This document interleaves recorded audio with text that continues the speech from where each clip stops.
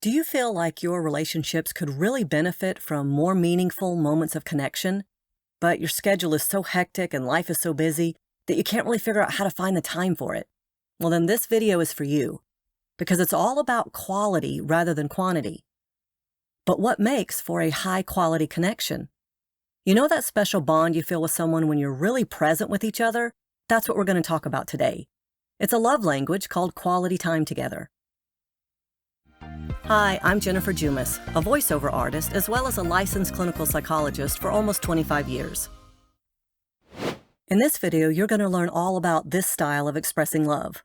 It tends to come naturally at the beginning of a relationship when you're prioritizing all of your planned dates and activities together. But as time goes on and people settle into their routines, it's easy to not prioritize special connection and quality time together. But I'm going to teach you how to make it work even if you're the busiest person alive. And make sure you stick around to the end of the video so you can learn some of the top landmine mistakes that people make with quality time together that could really hinder your relationship.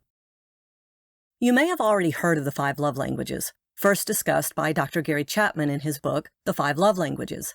I'll put a link in the description to his book and to his official resources. But today we're going to be focusing on quality time together. If this isn't your natural love language, then you might assume that just sitting next to each other watching a movie together is enough.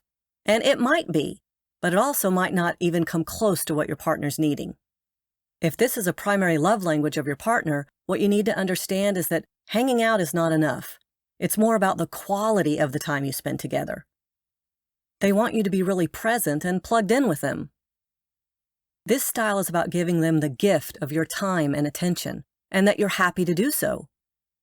This means you're not sitting there next to them playing on your phone or responding to emails, but really giving them your undivided attention.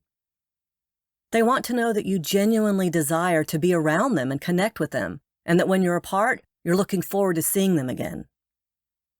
So the big key point here is that it matters less about what you're doing together and more about the process of how you're approaching it to really be present with each other. But trying something new together can really reignite that feeling of connection. Here are some ideas. Go for a long drive together. Taking in the scenery or talking about your shared love of the same music. Try hiking or camping. Really anything that helps you unplug from the digital world is really helpful. Go on a trip, even just an hour away. You could pretend to be tourist in your own hometown if you don't have the time or energy or expense to do big travel. Try taking classes together or learn a new hobby together, like cooking, dancing, pottery, etc.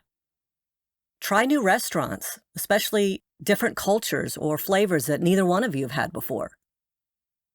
Or you could teach each other about your own hobbies. But I understand we are all busy. If this is your partner's primary love language, they really do just want quality time with you. And if you feel like you don't have time to take on a new challenge together, then here's some ideas about how to incorporate your partner into some of the things that you do in everyday life already. For example, if you typically both read before bedtime, try reading a book out loud together and discussing it. Or listening to an audiobook together as you're running errands. If you're into fitness, run, hike, or do yoga together.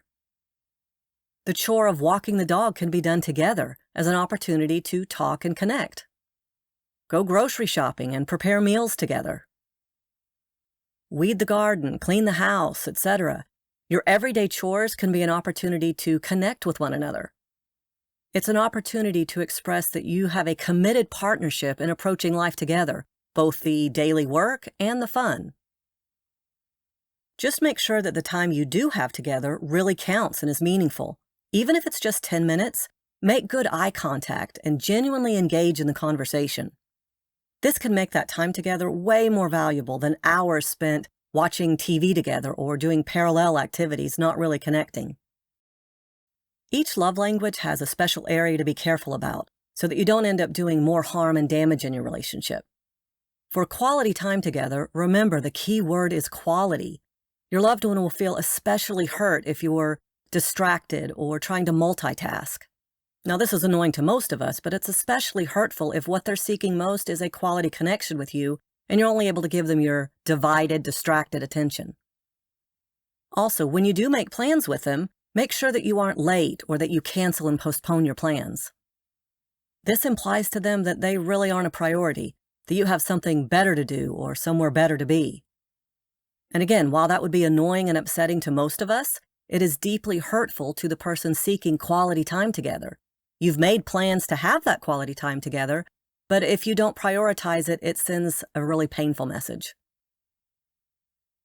So I hope you found this video helpful in understanding the love language of quality time together.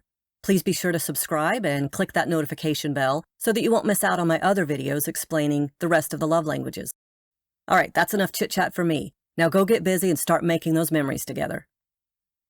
And if you're looking for a voiceover artist to bring your next project to life, please email me a portion of your script and I'd be happy to send you a free sample of your script with my voice. Thanks for watching. Until then, be well.